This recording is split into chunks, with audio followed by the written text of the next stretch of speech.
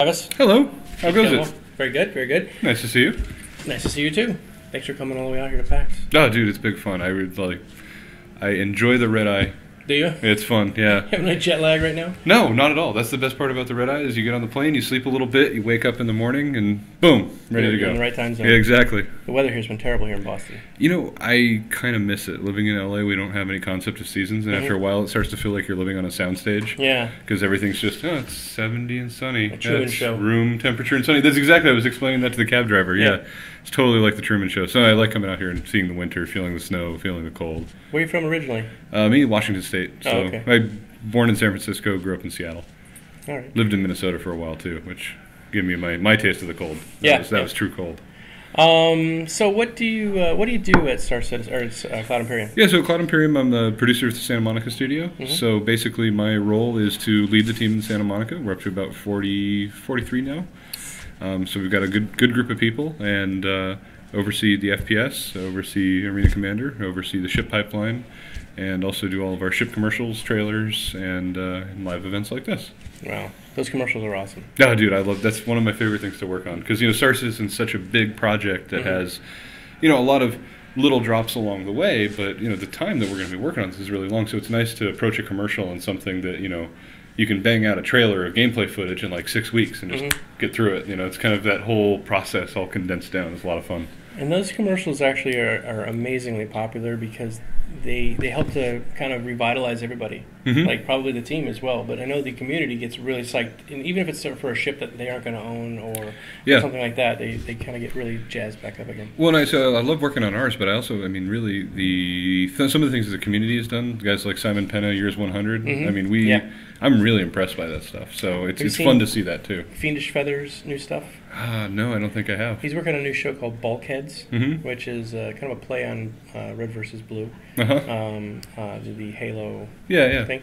And it's all done with Star Citizen assets. Oh, cool. It looks really great. So, yeah. Oh, man. All that community I was stuff. going to look that up, Yeah, it's called Bulkheads. Bulkheads, I'll look this up. All right, so what we did was we collected up a bunch of questions from Reddit, my forums, the channel, Twitter, whatever. I sent this out as a thing saying, hey, go fill out this form. And so I do appreciate you stepping in because Erin was going to be here. Yeah. And Erin, unfortunately, couldn't make it. And the other questions were for Chris, and those were sort of, maybe we'll get a chance to see Chris. It's always sort of, he's kind of a busy guy. Yeah, it's a PR slave train, we call it. Yeah. Swafford keeps him booked. Keep him booked right up solid. So I wasn't sure we can get those. But we have some, and you've agreed to go ahead and answer questions from both columns. I'd love to. I'll go ahead and go through here, and I'll ask the questions, and then, we'll go with it. Perfect.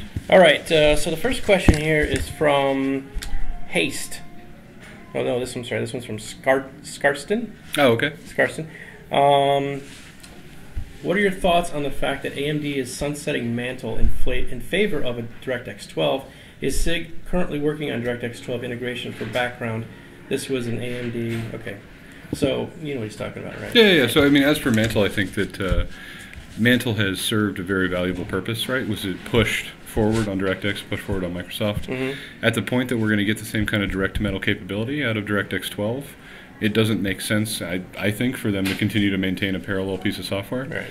So in my mind, that decision makes perfect sense from a business perspective. And on the development side, we're super excited about DirectX 12, and we're going to start working on that here pretty soon. Probably our Frankfurt team in Germany is going to take that over. We have a lot of the core engine guys from Crytek. Have you noticed any kind of, have you been able to even play with it to see what it would do? I have not personally seen anything about exactly what it's going to take. To be honest, we as a company have not yet. We've scoped out some of the work, and we know roughly the systems in our game that are going to have to change, and the things that we want to take advantage of that DirectX 12 will offer.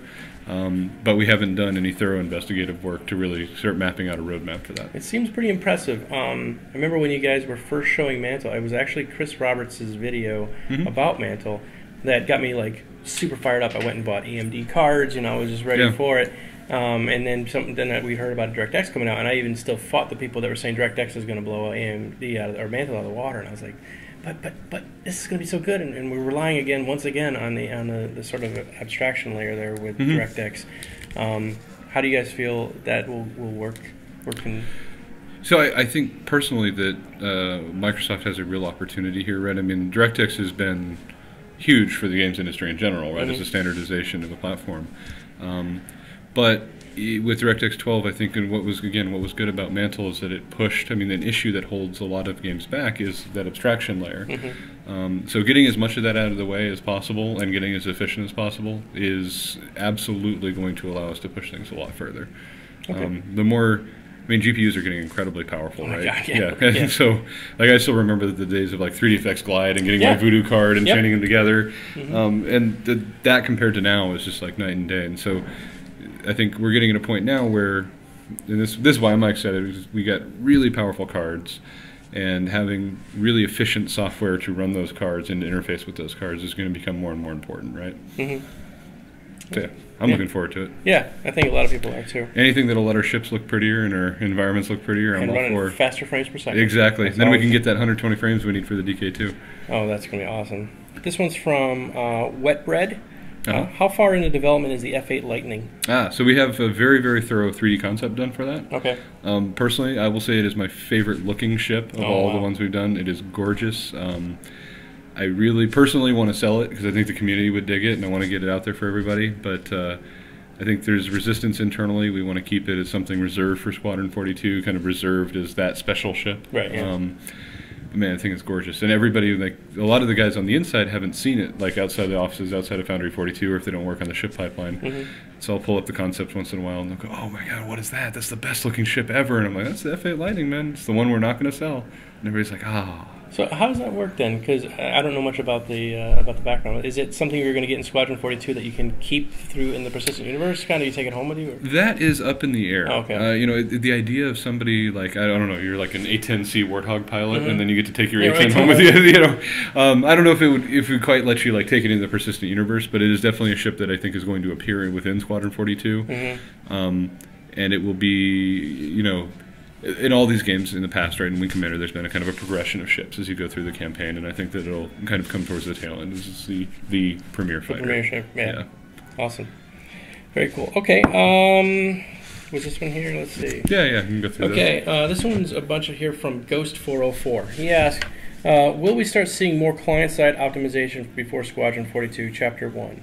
Absolutely. So actually one of the things we're talking about tomorrow, you know, FPS is a very big deal for us, and we're going big, showing a demo, we're going to have it on the show floor. That's all going to be well and good. But another thing that, not to be overshadowed tomorrow, that we're talking about is the new damage system. So Alistair Brown and his team of graphics engineers have been working on new ship damage tech that allows us to do very cool things like, say, you know, shooting a wing, you can actually get individual bullet penetration. And so we have videos of them like writing the names of all the graphics engineers onto the wings, exactly, and then it reacts differently with lasers, and it's all based on the physics of the projectiles themselves. So they all have different mass and different radiuses, which causes different damage to different materials. It's a very cool system, does on-the-fly normal modifications, but anyways, looks great, right? Right. The best part about it is we have right now basically 4 or 5 versions of the ship that sit in video memory. I don't know if you ever noticed when you're playing a game and a new player joins and it goes for a second. That's it pulling the XML for the ship loadout, but then also loading the ship off your drive into video memory. Okay. And what's happening there is you have your pristine version of the ship. You have your 75% damage, your 25% damage, your 50% damage, and your 100% damage for all the different parts of the ship. Yeah, that's why it's chugging like that. Exactly. And so when it brings that all in and instantiates it for the first time, it's pretty heavy. Yeah. And it comes with all its own separate draw calls and everything when it gets rendered. So we're seeing huge improvements on the Gladius, where now we can get away with just the pristine model and use the damage tech for everything else and not have to have all this other stuff in memory. Nice. So, like, for example, I think some of our ships that we have in Arena Commander right now occupy upwards of 48 to sometimes 60 megs of video RAM, which is excessive. Yeah. And the Gladius, I think, is down now to between 12 and 14. So it represents a much, much more efficient package, which allows us to get much more ships on screen, which is another thing that I think will be important for Squadron 42. Yeah, absolutely. There's also kind of upper limits to the numbers of draw calls that we have. So right now, I think our current limit is 2,500 draw calls per frame. This is different objects, different materials on that object. So sometimes you have like multi-material sub-objects and all these things. It gets very intensive on draw calls. Sometimes at one point the Cutlass landing gear before we optimized it was 62 draw calls just for the landing gear. Now that's sloppy, but it was. But this is development, right? Exactly. Of course, it's going to be sloppy in the beginning. Well, and that's really the thing. Yeah, is it's kind of early. You want to get it all out there, right? Because you're trying to prototype everything. You're trying to figure it out. You want to do it sloppy, and then figure, okay, how do we make this the right way? What's our approach going to be? What's our budget going to be? So yes, you're absolutely. It's something we're doing actively all the time. This is kind of a little similar question. What about just the loading screen? It seems to be really punitive sometimes. Yeah. Because it doesn't. You just got those bars that sort of move and they just sort of stop and pause every once in a while. Yeah. Is that anything that maybe you guys might be doing? Like even just like a spinner that could sort of like let us know that we're actively moving. Yeah, because it looks like it's frozen sometimes. And you it's funny. Tell. I was doing that on the show floor earlier. I was like, oh, did we crash? Is that? Right. Oh no, it's still there. And they're long, right? They're super excessive. So that's another thing that will help with our load times is the new damage system once we convert all the ships over. Because queuing up all of those off the disk is what's taking a lot of that time. Yeah. And the hangar models and everything. Yeah, exactly. And it loads. We're inefficient in our loading right now. Okay. So that's something that we need to improve. Another thing that we need to improve, and is on kind of high on Chris's priority list too, is just the general user experience. So we've gotten the feedback of the progress, and we've also gotten the feedback of the holo table. Yep. But the other piece of feedback we've got is, why is it if I want to play Arena Commander, and we're going to go play Vandalstorm co-op, right? And we all die. I probably want to play again, right? That's why I'm there. Right. Unless I elect to return to the hangar. But kicking you back out to the hangar, making you matchmake from the hangar, and then kicking all the way back in, so it's doubling your load screens every time. That's something we're looking to change in the very near-term future. From a streamer aspect, keeping the game moving is important. Yeah. And if we have those long periods of downtime, it can, it kind of, the audience, you can sort of feel it in the audience. That it's starting to, they're like, okay. No, because you got to start doing your vaudeville thing while the loading screen's up and dancing. We're going to run a commercial again. Something like that. So we're definitely looking forward to that kind of thing. That's how we got the nickname Load Commander. I want to change that. I want to change that. Are you thinking like doing it an incremental sort of thing? Like, this is something I was thinking. I mean, this is just, we're just going off topic here for a second, but like instead of loading in the entire hangar, what if you just load it in a room? Yeah, it's just like a small room like this, and then the hangar's through that door, and over there is my whatever, and I got something else down here, and I can just kind of walk into whatever room we want to go into. Yeah, well, I think that was something we brought up earlier. Is like that would be a quick and dirty solution, right? It's just load some other interstitial thing. I think what we want to pursue is it's really three-pronged, right? It's one, changing the flow. So if you're done with a match in Arena Commander, migrating all of you over to another match. That means different server, matchmaker will just ingest you guys, put you into the pool, handle it all that way. So that's kind of more of a user flow change. Fast. And that's relatively easy to do. Yeah. The other one is to get our servers effectively chain loading and leak free, because that's where CryEngine is notorious for not handling chain loading well, but B, it's much cleaner obviously if you destroy the virtual machine that's running the server and then instantiate a new one, because you don't have to worry about any leaks, anything carrying over, bugs in between the states. So it's cleaner to do it that way, but getting chain loading working is something that we want to do anyway for the PU. It's something we should have working, so that's another approach we're going to take. And then the last bit is just reducing the load times overall. So if we could get it to a place where on an SSD, the load times aren't punitive and it's more snappy and responsive. And that's going to come with optimizations that we make. So that's kind of the short, medium, and long-term tact we're going to take. Okay. All right, so the question is, since the levels are already built, will any of the 4 hangars be bonus playable maps in the FPS module? So not right away, maybe in the future. Like we've talked about that just at the office, is like having hangar battles. We've talked about making replicas of our offices and like making them in an adjoining map, because we thought that would be kind of fun. It's like a little office tour combined with a death match. Run to the SIG offices and frag people. When you put it that way, it doesn't sound quite as good. Maybe we should put up bulletproof glass first. But no, so that was kind of fun. But the hangars, Calyx is one of our designers in LA, has had some fun ideas, like having little remote control versions of all your ships that you can fly around the hangar. Oh, that would be fun. So it'd be like, any fans like the DJI Phantoms out there, the quadcopters or whatever, that have little, and you could have little races, little fights. Exactly, Because when the social module comes out, there's going to be more of that stuff that you can do. You can bring your friends into your hangar. So we've been trying to think about like almost like a paintball. Yeah, I was just about to say paintball match or something like that. Exactly. Running through my ships and stuff through the hangar. Yeah, because that would work right out of the box and be easy to do, supported already by FPS. So that's, those are a couple of the things that we're looking at. But definitely we want to bring more activities to the hangar, right? Okay, cool. Let's see, last one from Ghost. The original pitch video from 2012, some of the Hornets had twin Gatling guns under each wing. Is this option to mount multiple smaller weapons as opposed to a single large weapon onto a single hardpoint or something we could expect? No, that's a good question. Actually, that's very timely because we are, I think even today, releasing a post on a redesign of the weapon classes and hardpoint classes and sizes. Nice. So generally it was the hardpoints defined whether or not they could gimbal, what kind of thing.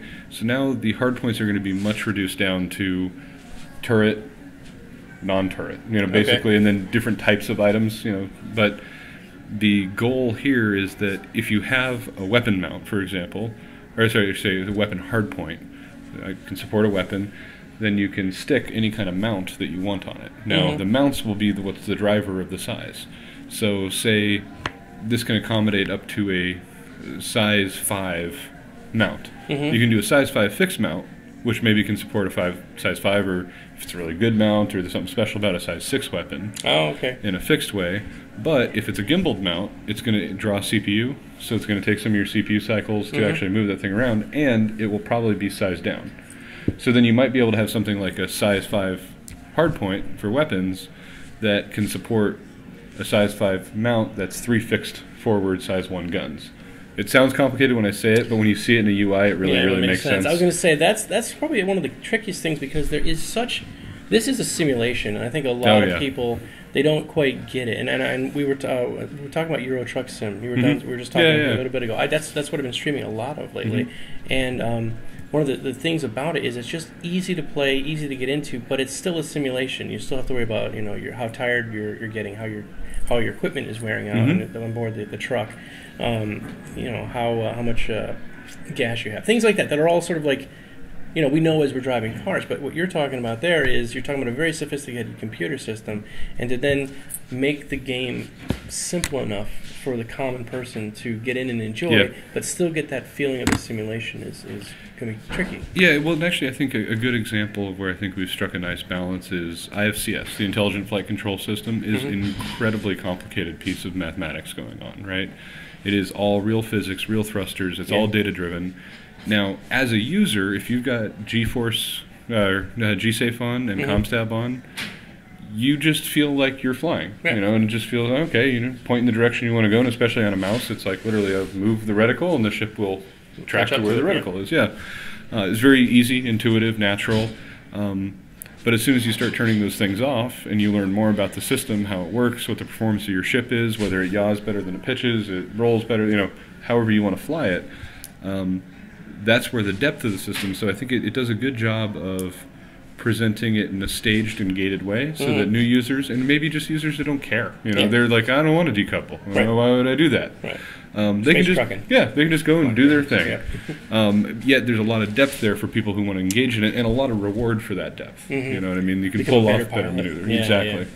And I love those kinds of systems because they're all data driven.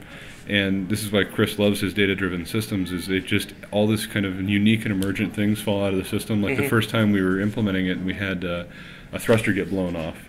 And then all of a sudden the ship started to get these weird oscillations. And torque in it when it would do certain maneuvers. And that's just all coming out of the actual physics simulation, which is... That's fantastic. It's really cool to see and appreciate. And normally you'd have to kind of pre-can all that stuff. But here it just happens. It just happens because it's organic. Exactly. That's really great. Yeah, so the modeling of systems is a really powerful tool, both on the simulation side, but also for getting these kind of unintended consequences that can be really immersive. Okay, cool. Very good. All right, let's move on to a different question here. This one's from Cal Moore. What Squadron 42 ships should we expect seeing soon? Another timely question. The Retaliator in your hangar. Okay. So that will be in 1.1.0. People are very excited about that. They love the tally. Yep, they do. It's I will say Nathan Dearsley was the artist on this ship, and that guy does a fantastic job. He worked on Alien Isolation, got a lot of awards for his art. really, really super on it guy. Yeah. So it looks fantastic. I think people are going to really enjoy it. The Gladius is going to be, another squadron ship that will be premiering the new damage system. So it'll be the first one that people can see. The Gladius is the very first one you can try it with. Okay. Yep. And then I guess in the near term as well, we'll have the Redeemer coming up. I think the Redeemer is going to make an appearance in Squadron. So that's another ship that was kind of fun. It came from the community. It came out of TNGS, and we used it for the FPS demo. If you saw that back in PAX Australia. That was fun. I was Eager Marine, by the way. That was my role in that. Oh, you were there? Oh. I was very proud, yeah.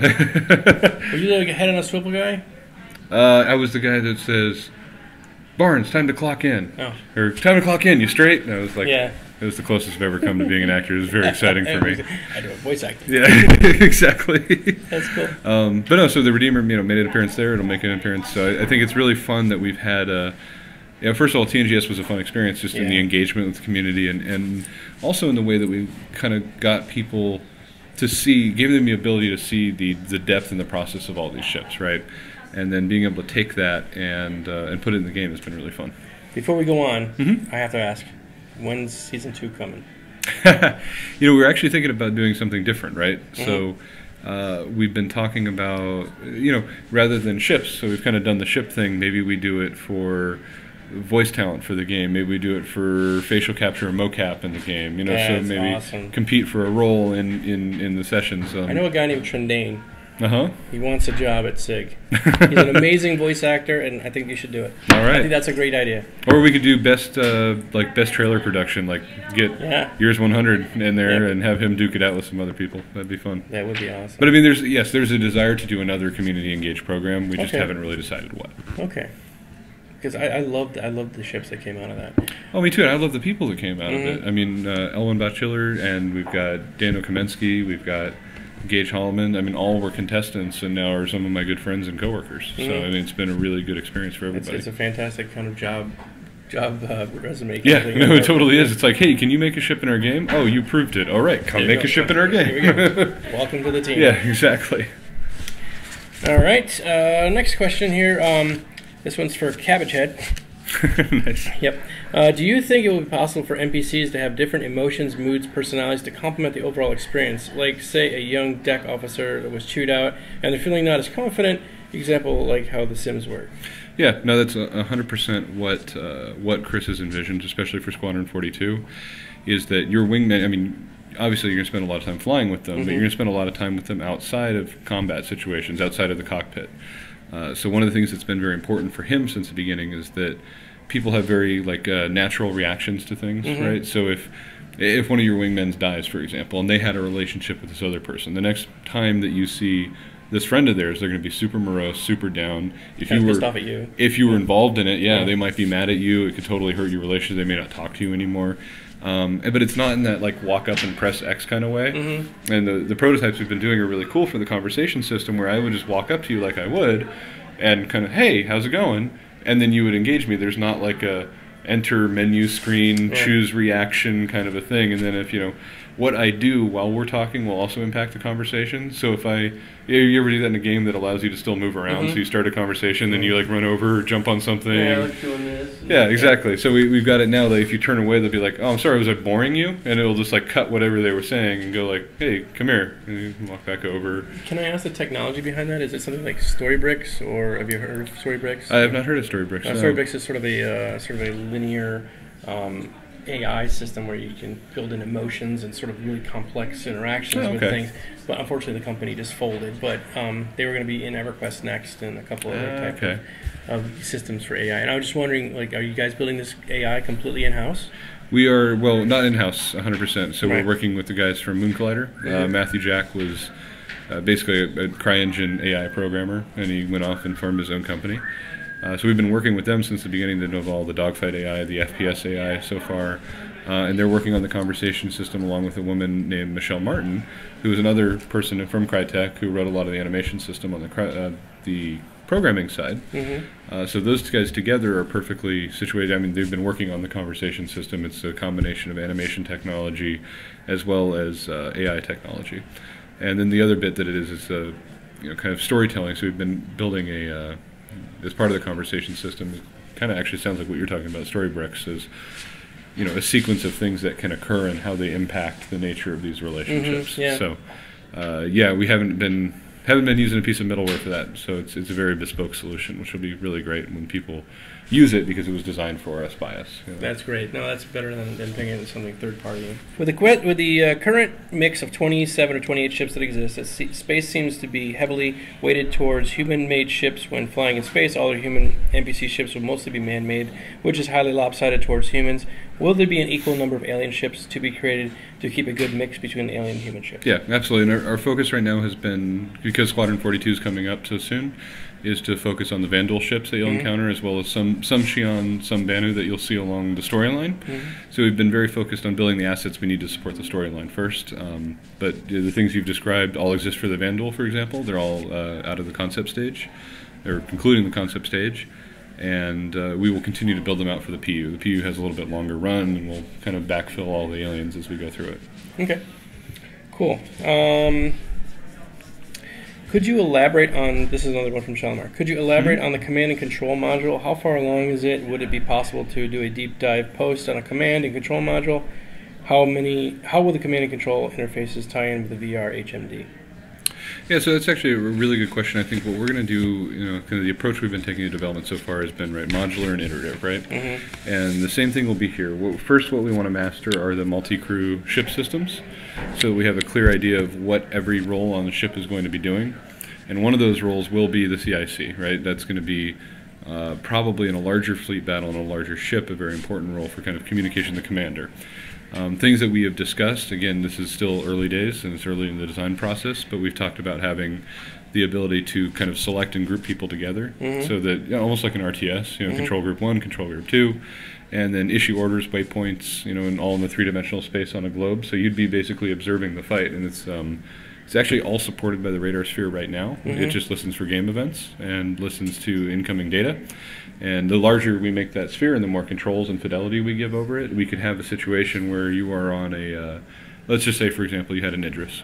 You're on the Idris, you've got your fighters out, and you're with 15 other ships that are on your side. You can group them up however you want, give them orders. You will actually see all of their radar displays feed back into you, because you would just listen to their radar and it would feed events in, and then you'd be able to see the enemies on that radar, almost kind of all of the was it Admiral School in Ender's Game, the final battle school? Yep. And be able to visualize the battlefield, move around the battlefield on the 3D object, and then give orders to them, attack this target, target this portion of the target. So that's kind of the idea, is a way, both as a central repository of information, collection from the fleet, and distribution of orders and information. When I was in the Navy, that's what I worked in. In CIC. Yep. And that's exactly what it is. It kind of gives the commander of the ship, or the captain, whoever, the complete battle picture. And but this is the question I had: is if this ship here is flying along and it sees this other ship here, it scans it, it gets the information. Is that then sent up to the other ship, to the commanding ship? If your ship has the capability to, like, I know you're familiar with, like, the saddle system for aircraft pilots, where they can send target data. Secure Access Data Link, I think it was. Yeah, exactly. So yes, there would be basically a component for that, right? Because that kind of information piping needs to come at some kind of a cost for gameplay reasons, right? That would be at least my interpretation. Again, design's early days. Right, yeah. But then, yes, if you are then within range of your, the mothership, that information would be piped back to them. And then certain roles, like, for example, the Hornet Tracker, will have a much longer range, so it'll be able to kind of project or push back much more of the fog of war. And the other piece that we want to have is certain ships and certain capabilities, certain modules would have the ability to then repipe that data back to everybody else. And that's why I think a lot of people are even asking about something like an AUX kind of. Yeah, exactly. And the Hornet Tracker is supposed to be, the idea for its gameplay role. Once we have more, again, it takes a couple things. It takes higher player counts. It takes larger maps to make this useful, because right now you can kind of see all around the map. Yeah. But yeah, that's the goal, right? Is to get it to where that's serving the role of an AWAC. Yeah. Cool. All right. I think we have to go back to page 1A. So I think these are all dupes in the. No, is it? Yeah, it is. Okay. Sorry, we'll go back. I'll just cut this part out. Yeah, that's fine. We you can want go to back ask a couple questions from Chris's side? Yeah, sure. Okay. Just a couple more. Okay, so this is a question that was asked for Chris.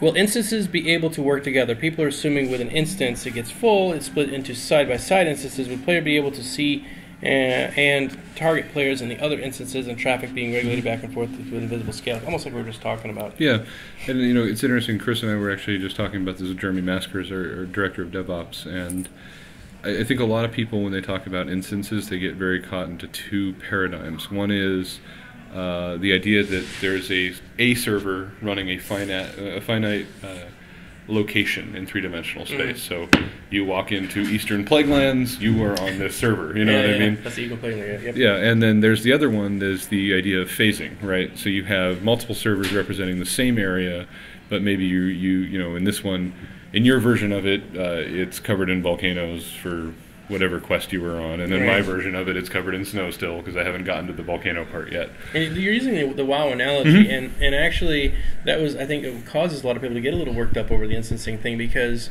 like when the Wrath of the Lich King came out, you'd stand outside of the Summoning Stone, and you could see some people, but you couldn't see others. Yeah, and there's nothing more frustrating than that, and right? Like, especially if you're like, shoot that guy, there is no guy. Yeah. And so that would be a problem. Yeah, no, and the idea, I guess, it basically is, I mean, space is vast, first of all, but all of these servers will be capable of spinning up any type of space. So it's not like this is the server for Terra, this is the server for, space outside of Terra, in this quadrant, this quadrant, this quadrant. We'll just have racks and racks and racks of servers capable of spinning up VMs for wherever players are. And the servers will actually be driven by you. So there may be a situation in which you're flying along and you're client side. And you're kind of reporting up to the meta server, not in a particular instance server, to say, hey, this is where I am. And then it's the one that's going to be looking and saying, okay, well, Major Domo's coming in this way, he's coming in this way. Okay. Chance of pirate activity in this area, does a little dice roll based on the economy simulator. And then what you're not going to notice, but is going to happen, is you're going to transition into what we call like an action sphere, where you'll be flying along, and unbeknownst to you, you're going to get a hail from a freelancer that's under attack from some pirates, and then it's going to turn out that, oh, and my friend's here, and my friend's here, and these other people are here, so there's a mix of AI and players, because it's detected basically a confluence of players that's going to occur. The chance of pirate activity is high because economics is really high and it's low policed. And the type of cargo is probably based on the planets that are running in between wherever you are. And so that will be all these different little components, almost like inputs that get fed into the system. Yeah. And then it'll basically take all the metadata, hand it off to an instance server. The instance server will go fire up, take all that input, roll dice on it, and then put that together. And then you're just, as far as you know, flying through space. Yeah. And that all of this has happened behind the scenes. And I think that's one thing that a lot of people should appreciate, really, is that it's not, I was actually just saying this earlier today, it's not super sexy. It's not like a new ship or a new weapon or some cool character model and he's running around or look at how awesome these animations are. But that seamless transition that the player just feels like nothing even happened and they're having an amazing experience now that's really tailored to them, that's a really interesting and cool back-end architecture. It's a beautiful part of the game. Yeah. It adds a lot of beauty because it adds a richness to the base of the game. Yeah. I think a lot of people are just on the surface say, I just want to fly that really fancy shiny ship.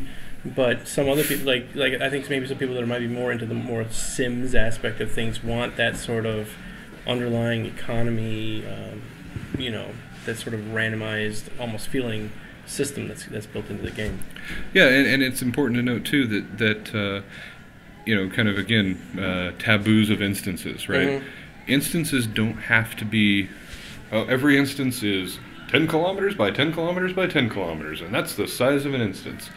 Because we're actually right now, I don't know if you talked about it before, but the local physics grids for ships.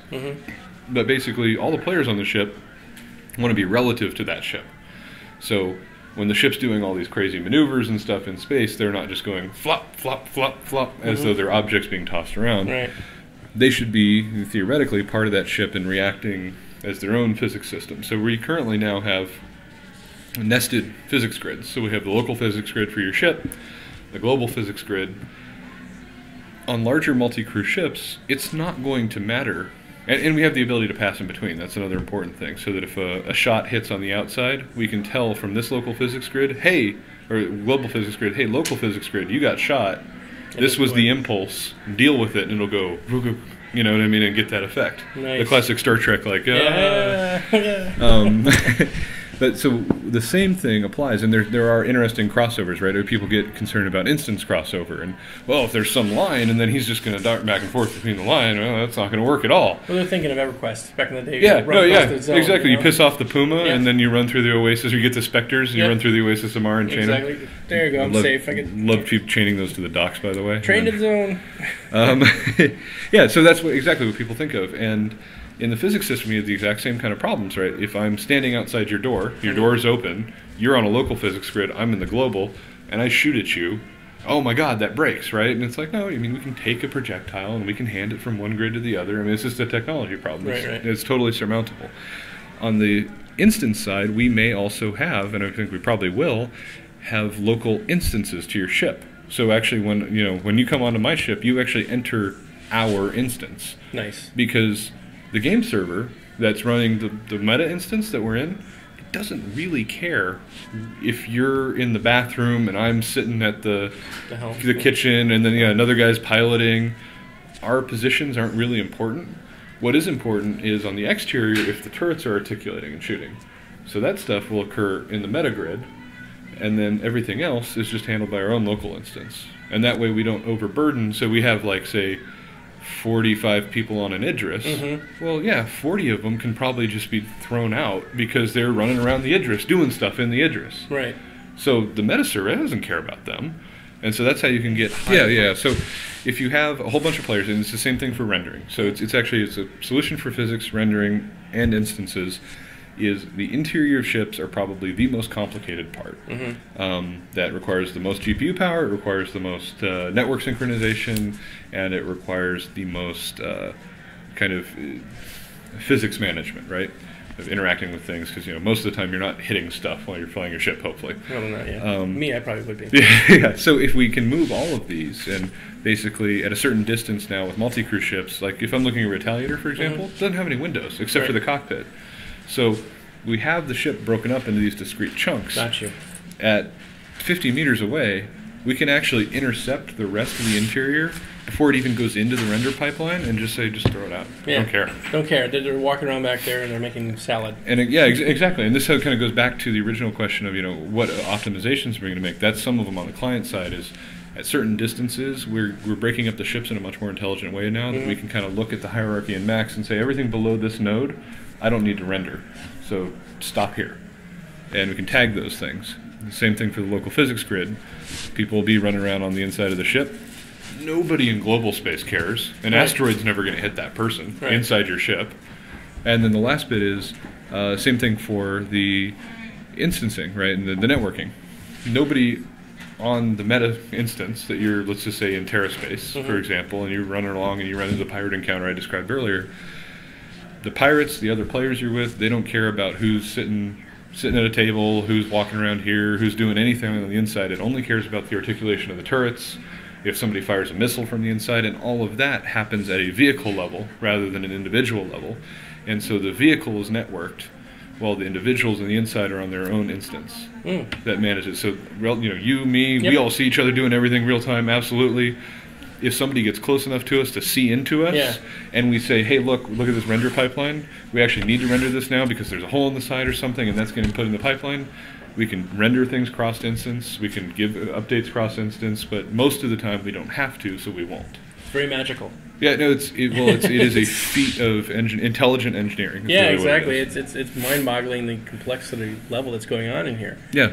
I guess a lot of people wouldn't assume that that's what's happening. They're just, I just want to fly my ship. Yeah, exactly. I just want to, they don't see that, once again, the beautiful part of the game, which is sort of the hidden it's like kind of what makes all of this possible. So, you hear a lot of people talk about, like, your poly counts are so high, there's no way you can do that. And it's like, well, no, because in space, most of the time, it's dark. It's dark, and you're super far away. Yeah. I mean, 500 plus meters in most games, 500 plus meters away, you're getting like 3 polys off of something, you know what I mean? And same for us, right? We drastically LOD things as a LOD, a level of detail. We drastically laud things as they get further and further away. So, and the other great thing is the ships are actually pretty big. So there's a real chance that you can't get enough of them near you to all be at the highest level of LOD, right? Or else you'd all be on top of each other. Exactly.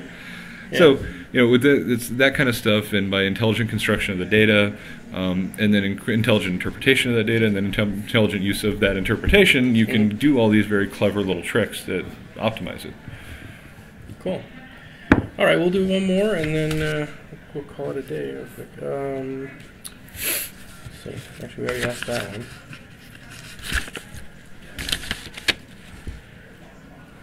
Actually, no.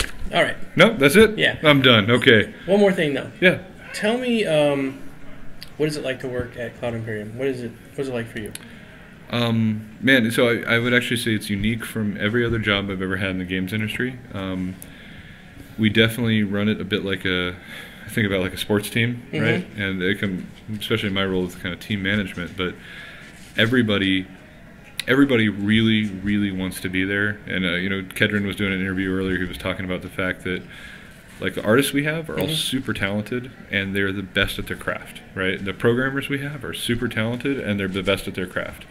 Otherwise, they wouldn't be there, and they are there because they want to continue to improve, right? Like, the appealing thing about coming and working on our spaceships is just an easy example everybody sees. So, any artist would want to come work on our spaceships. Yes. It's actually a very highly technical process, much more so, I think, than your average modeler, right? There's a lot of very unique things that we do in the construction process that they wouldn't have to consider, and so for them, their craft is very important to them, and having the opportunity to come and push things to the cutting edge and do things that normally, maybe if they worked on GTA, they would just do the hubcaps on vehicles, you know what I mean, or they'd be the fender guy, right? And so, yeah, here they get to actually like take a whole ship, use the most advanced techniques that are currently in games, and explore all of that and expand their knowledge base, right? So everybody on the team is super, super fired up and super talented about what they do. And it's interesting, you get to crunch time and it just becomes crunch time. It doesn't require like all right guys, we're getting Thai food tonight and nobody leaves before 8, you know what I mean? It's more just oh man, we have a deadline coming up, and everybody's like, oh man, we have a deadline, oh, I want this to look the best, because everybody, that's the other cool thing about sharing with the community, everybody's so invested in their work, and they know that it's going to be out there, and people are going to know it was them. Yeah, exactly. Because, everybody knows Zane does the UI, but I don't know who did the hubcaps on GTA. It's just kind of that thing, right? And so, exactly. Yeah, I think it's definitely unique in that way. You guys are like superstars comparatively to other like game developers. Like I know you, I can see who you were exactly on the floor. I walked down the floor right now and just saw somebody from some other game, I wouldn't have a clue.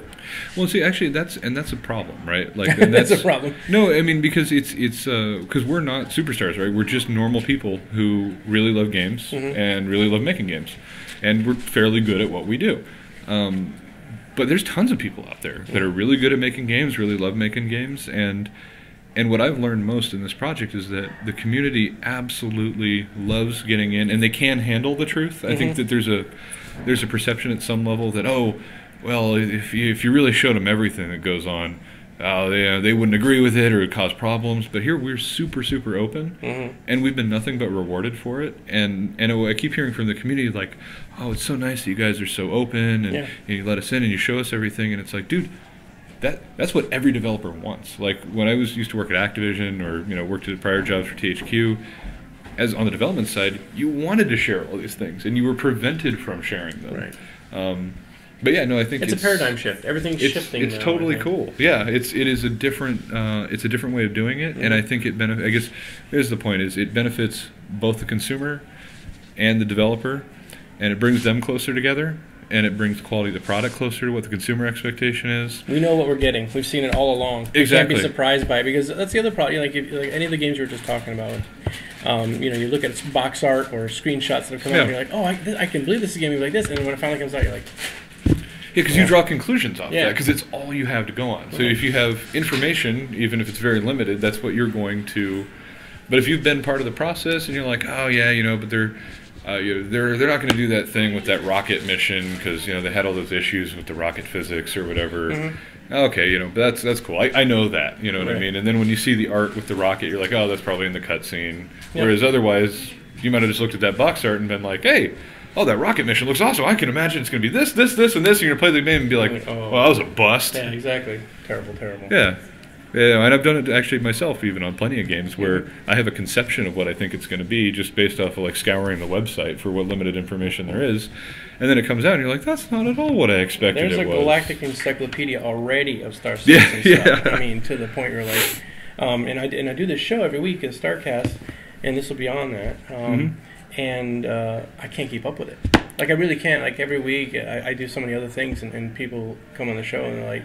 I'm like, hey, what's going on this week, guys? Because I watched Jennifer the Chairman, I watched Around the Verse, but those only gave me 2 little snapshots. Yeah. What else is going on? People are like, oh, by the way, they changed the mounts and the ship, this, and they added new. Yeah, what they say on the forums? Yeah, exactly. Oh, Ben was over here saying this. And yeah, I can't gather all that. It's volumes of stuff. No, and I think we almost need like a talk soup. You know what I mean? Of like, there's so much content going out on a daily basis. Like sometimes I even go like.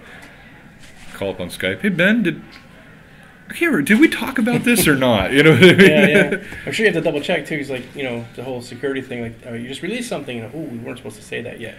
No, and we've had plenty of those instances because it happens. I mean, all around the company, right? There's the case of I think they put out something on like somebody's Facebook or something about we're doing facial captures or something, and that was like one of the very rare times that our legal group was like. Hey, you can't actually say that because there's all these likeness agreements and blah, blah, blah, blah, blah, blah, blah. And people could take that as coming from the company. It's like, oh, yeah, that's all a good point. Okay. But, yeah, it's kind of it's an interesting line, right? Because the answer in the past has always been share nothing. Nothing's allowed to be shared. Your job is forfeit if you do. And here, it's, share everything. Well, except this kind of thing, this kind of thing, and this kind of thing. And so we're, people make mistakes all the time, and that's bound to happen. But the openness is much more important than like getting mad. So it's really just it's everybody learns as we go, and so sometimes you show a buggy, sometimes you show 890 jumps. That's just what happens. Travis Day. Cheers. You were awesome. Thank you so much for an awesome interview. And thank you very much for having me, man. And thank you for building community support and I mean, looking at the game, watching the game, getting people interested in it. It's very important, so thank you. You're very, very welcome. Hope to have you on the show soon. No, that'd be fun. We should do it. Okay. Absolutely. Very good. All right. Thanks, everybody. See you soon.